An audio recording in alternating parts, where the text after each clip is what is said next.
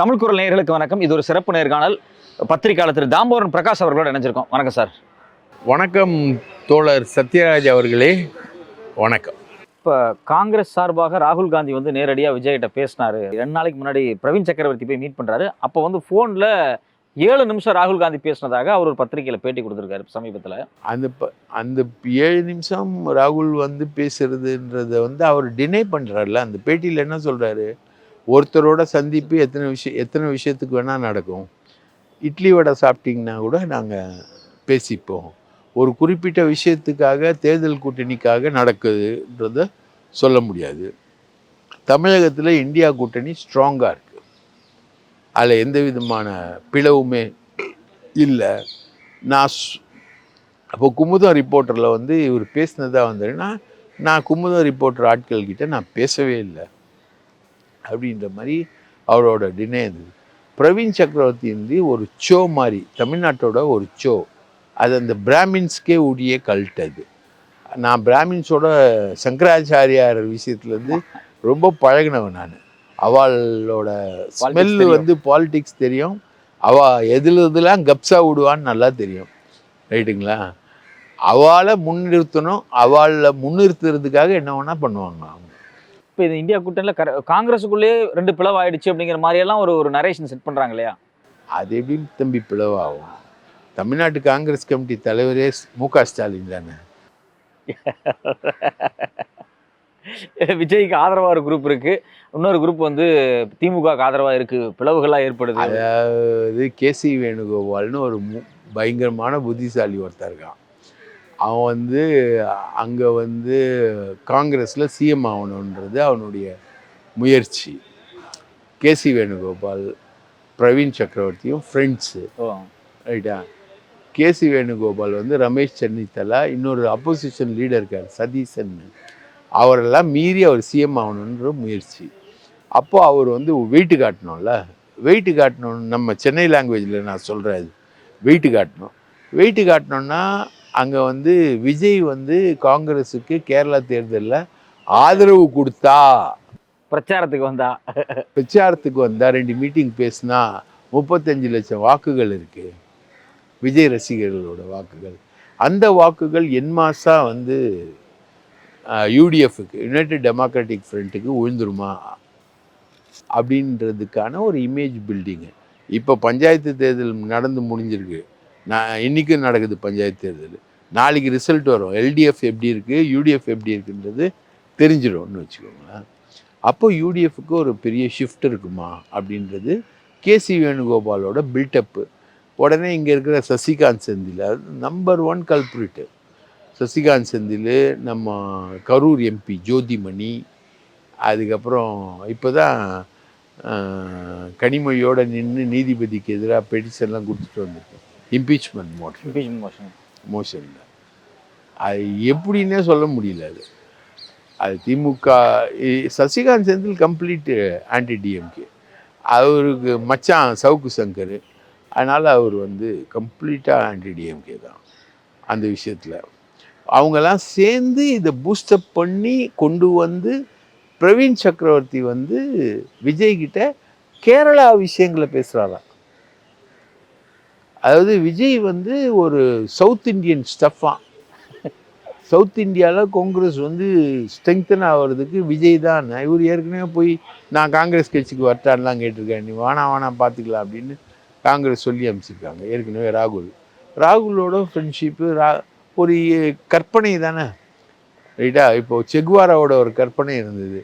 கியூபாவில் புரட்சி முடித்தோடனே Latin American country எல்லாத்துலேயுமே புரட்சி பண்ணிடலான்ற ஒரு கற்பனை ஒன்று இருந்தது. இவங்க அப்படி நினைக்கிறாங்க. தமிழ்நாடை தாண்டி இப்போ அடுத்தது அப்படியே கர்நாடகா, ஆந்திர பிரதேசம் எல்லா இடத்துலையும் ஒரு செல்வாக்கு வந்து முடிச்சிடலாம். அப்படி ஒரு இது இல்லை, விஜய் கொண்டு வந்துடலாம்ல அப்படின்றது தான். அவர் ஒரு சவுத் இந்தியன் ஸ்டாராக இருக்காரு. அதே மாதிரி அது ஓட் பேங்காக கன்வெர்ட் ஆகும்னு நினைக்கிறாங்க. ஆமாம், அவருக்கு சுவிட்சர்லாந்தில் கூட ஒரு 100 ஓட்டு விழும். அது வேற விஷயம். விஜயுடைய ஃபேனுன்னா ஒரு 100 ஓட்டு விழும். ஆனால் அரசியல் பாலிடிக்ஸ்னு வந்தால் சுவிட்சர்லாந்தில் இருக்க கட்சிக்கு தான் ஓட்டு போடுவாங்க. விஜய் ஃபேனான்னு கேட்டிங்கன்னா ஒரு 100 பேர் இருப்பான் சுவிட்சர்லாந்தில். அதுக்கு என்ன பண்ண முடியும்? ஈழத்தமிழர் எங்கெல்லாம் இருக்கானோ அங்கெல்லாம் வந்து விஜய் பற்றி தெரியும். தமிழ் நடிகர்ன்ற அடிப்படையில் தெரியும், ரைட்டா? அதுக்குன்னு உங்கள் விஜய் உயிரெடுக்க வருவேன் அப்படின்ற மாதிரிலாம் பாட்டெலாம் போட முடியாது. ஸோ இந்த மாதிரி ஒரு கிம்மிக்கு, இந்த மாதிரி ஒரு பாலிடிக்ஸ் தான் பிரவீன் சக்கரவர்த்தி பண்ணது. பிரவீன் சக்கரவர்த்தி வந்து பிடிஆரோட உட்காந்து பேசி தண்ணி அடித்து, 2 பேரும் தண்ணி அடித்து பேசும்போது பிடிஆர் வளர்னதை வந்து இன்றைக்கி பொதுக்குழுவில் கூட சொல்கிறாரு எடப்பாடி பழனிசாமி. பிடிஆர் வளரி வந்த டேப்பை பற்றின விசாரணை வந்து அதிமுக ஆட்சி வந்தால் நாங்கள் எடுப்போம் அப்படின்றாரு. அதிமுக ஆட்சி வந்தால் தானே அவர் எடுப்போம் அப்படின்றார். அந்த மாதிரி ஒரு டேப்பை வந்து பிரவீன் சக்கரவர்த்தி உருவாக்கி கொடுத்து 30,000 கோடி 40,000 கோடி வச்சுக்கிட்டு என்ன பண்ணுறதுன்னே தெரியாமல் முழிக்கிறானுங்க அப்படின்னு மாப்பிள்ளை பற்றியும் உதயநிதி பற்றியும் சொல்லி அந்த மாதிரி ஒரு டேப்பு, அந்த டேப்பை உருவாக்குனது பிரவீன் சக்கரவர்த்தி. லீக் பண்ணது அவர் தான். அவர்கிட்ட சரக்கு அடிச்சுட்டு பிடிஆரோட டெல்லி வீட்டில் உட்காந்து பிடிஆர் பேசினது. அதில் அவரோட வாய்ஸை மட்டும் கட் பண்ணிவிட்டு பிடிஆர் வாய்ஸை மட்டும் ரிலே பண்ணி விட்டாங்க. அது சசிகாந்த் செந்திலுக்கு பிரவீன் சக்கரவர்த்தி கொடுத்து, சசிகாந்த் செந்தில் வந்து சவுக்கு சங்கர்கிட்ட கொடுத்து ரிலே ஆச்சு. எவ்வளோ திமுக கூட்டணியில் இருந்துக்கின்னு எம்பி ஆயின்னு அதுக்கப்புறம் வெக்கமான சூடு சொரணை இல்லாமல் இந்த டேப்புக்கெல்லாம் அப்புறம் எம்பி எலெக்ஷனில் நின்று ஜெயிக்கிறாரு சசிகாந்த் செந்தில். திமுகவுக்கு எதிராக இவ்வளோ வேலை செஞ்சுட்டு திமுக ஆதரவில் ஜெயிக்கிறாரு. இவங்களுக்குலாம் அதெல்லாம் கிடையவே கிடையாது. இந்த ஃபோர்ஸ் வந்து இந்தியா கூட்டணியை வந்து இப்போ காங்கிரஸுடைய இந்த ஃபோர்ஸ் இருக்கு இல்லைங்களா, இவங்க ஒரு நரேஷன் செட் பண்ணுறாங்க, இவங்க ஒரு லாபி பண்ணுறாங்க இல்லையா, இது திமுக இருக்கக்கூடிய இந்தியா கூட்டணிக்கு ஒரு பலவீனத்தை ஏற்படுத்துமா? கண்டிப்பாக. அவன் ஸ்டாலின் சொல்லிட்டாரு, போகிறதுன்னா வெல் அண்ட் குட் போயிட்டு வாங்க அப்படியே சொல்லு. நாங்கள் வந்து நீங்கள் போனீங்கன்னா ஒரு 35 தொகுதி காலி ஆகும். இப்போ 25 35 கேட்டுக்கிட்டு இருக்காங்க. 35 தொகுதி காலி ஆயிடுச்சுன்னா நாங்கள் வெல் அண்ட் குட் வரக்கூடிய ஆட்களுக்கு தேமுதிகக்கும் டாக்டர் ராமதாஸ் வர்றாரு, அவருக்கும் சேர்த்து கொடுத்துட்டு நீங்கன்னா 3% ஓட்டு தானே, அவங்களும் 2% கொண்டு வருவாங்க, 2-3% கொண்டு வருவாங்க. அதை வச்சு நாங்கள் சமாளிச்சோம். விஜய் 70 சீட்டு தருவார், 6 மினிஸ்டர் போஸ்ட் தருவாருலாம் ஒரு எழுதிட்டு இருக்காங்க. அது விஜய் 70 சீட்டு தருவார் காங்கிரஸ் இன்கேஸ் அங்கே போச்சு அப்படின்னா, இல்லை அவர் 6 மினிஸ்டர் போஸ்ட்டு, அதே மாதிரி ஆட்சியில் முதல்ல அவரே ஆட்சிக்கு வராரு, இன்னும் முடியும் தெரியல, அவர் பதவியெல்லாம் ஆட்சியிலலாம் பங்கு கொடுக்கறதாக சொல்கிறாரு, அதனால் நம்ம அந்த பக்கம் போவோம் அப்படிங்கிற மாதிரி ஒரு நரேஷன் செட் பண்ணுறாங்க. நான் சென்னையில் பிறந்தவன் தம்பி. நான் நிறைய இந்த டுபாக்கூருங்களை பார்த்துருக்கேன். ஏன்னா சென்ட்ரல் ஸ்டேஷன் பக்கத்தில் ஊர்லேருந்து வரக்கூடிய ஆளுங்களை வந்து ஏமாற்றுவாங்க. இதுக்குன்னே ஒரு டீம் இருக்குது. சென்னை சென்ட்ரல் ஸ்டேஷனில் வந்து உங்களை ஏமாற்றுவாங்க, பச்சையாக ஏமாற்றுவாங்க. எனக்கு தெரிஞ்சு எங்கள் சொந்தக்காரங்கள்லாம் கூட அதில் இருக்காங்க ஏமாத்துகிற டீமில். அதனால் எனக்கு நல்லா தெரியும். நேராக கூப்பிட்டு இந்த கட்டடம் உண்டுன்னுவானுங்க சென்ட்ரல் ஸ்டேஷன் இருந்து. நீங்கள் சொல்லிக்கினே இருக்க வேண்டியதான், சென்ட்ரல் ஸ்டேஷன் இருந்து சமைச்சு. அது மாதிரி 70 தொகுதி 6 மினிஸ்டர்ஸ் எல்லாமே சொல்ல வேண்டியது. இவரே வந்து பிஜேபி தயவு இல்லாமல் நீங்கள் பண்ண முடியாது. இந்திய அரசியலே தம்பி இனிமேல் பற்றி எதுவாக இருந்தாலும் பிஜேபியுடைய அசைவுகளை பொறுத்து தான் அரசியல். இப்போது என்ஃபோர்ஸ்மெண்ட்டை இடியை வந்து கேஎன்ஆருக்கு எதிராக திருப்பியிருக்கானுங்க. திமுக அமைச்சர்கள் பல பேர் மேலே இப்போ திருப்புவாங்க. அது எடப்பாடி சொல்கிறாரு, நீங்களாம் எங்கே இருப்பீங்களோ அங்கே இருப்பீங்க, எங்கள் மேலே கேஸ் போட்டிங்கள்ல, இப்போ உங்கள் மேலே கேஸ் வருது, சந்திங்க அப்படின்னு மேடையில் சேலஞ்ச் பண்ணுறாரு எடப்பாடி. ஸோ அப்போது ஒரு பிளான் வந்து அவங்களுக்கு இருக்குது. விஜயே வந்து அமித்ஷாவுடைய உத்தரவுக்கு கண்ணசைவுக்கு காத்திருக்கக்கூடிய ஒரு ஆள் தான். அதை மீறிலாம் விஜயால் பண்ண முடியாது. ஏன்னா நீங்கள் சாதா கரண்டியாக இருந்தால் வீசிடலாம். நீங்கள் பருப்பு இருக்கிற கரண்டி, ஒரு 10,000 கோடி கருப்பு பணம் உங்கள் கணக்கில் வரும். ஆமாம், நீங்கள் உச்ச நடிகராக இருக்கலாம், ஆனால் நீங்கள் வாங்கின 100 கோடி 200 கோடியில் எவ்வளோ கருப்பு பணம், அது எப்படிலாம் மேனேஜ் பண்ணீங்க? ஒரு ஆடிட்டரை வச்சு மேனேஜ் பண்ணியிருக்கீங்க, அந்த ஆடிட்டரை பொருளாளராக போட்டிருக்கீங்க, அந்த ஆடிட்டர் வந்து ஆர்எஸ்எஸ்காரன்னு சொல்கிறாங்க, அவனுக்கு நிர்மலா சீதாராமனோடலாம் கனெக்ஷனு. அப்போ இவ்வளோ நாள் வந்து நீங்கள் இந்த நம்பர் 2 அக்கௌண்ட்டை எப்படி ஹோல்ட் பண்ணீங்க, எப்படி மேனேஜ் பண்ணீங்க, எங்கெல்லாம் இன்வெஸ்ட் பண்ணீங்க, எல்லாம் அவங்களுக்கு இருக்க டீட்டெயில், எல்லா டீட்டெயிலும் எடுத்துருவாங்க.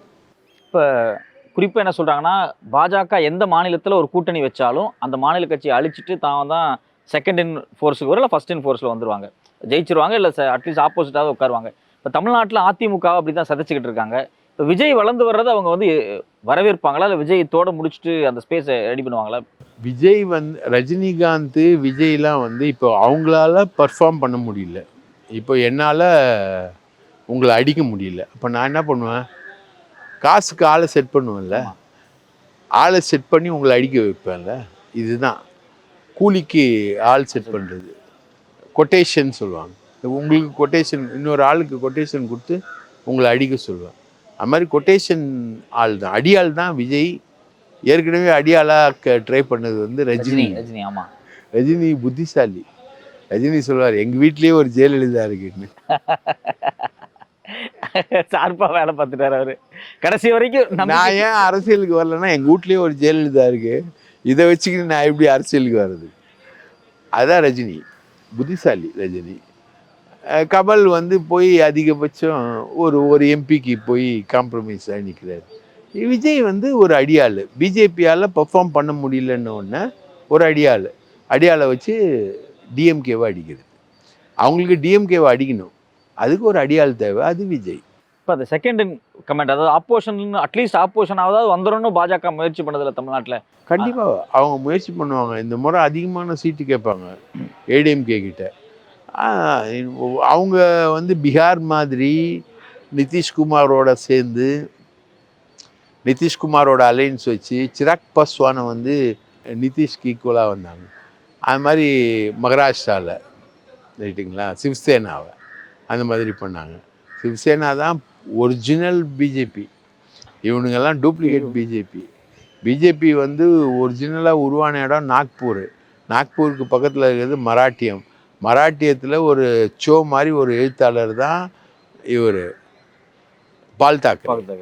அந்த பால் தாக்கரே மூலமாக தான் உருவாகுது. அவங்க தான் பாபர் மசூதியை இடித்ததும் அவங்க தான்.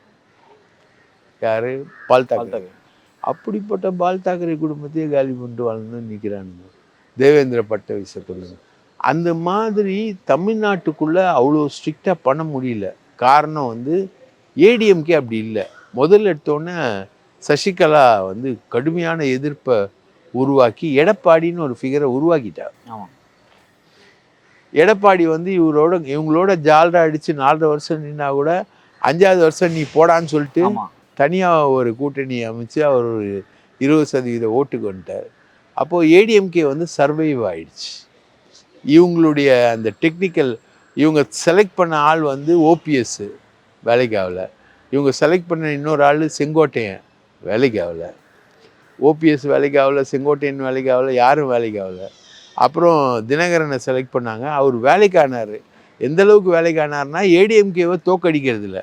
75 சீட்டு ஏடிஎம்கே ஜெயிச்சது, 50 சீட்டு இவரால் தோற்றுது ஏடிஎம்கே.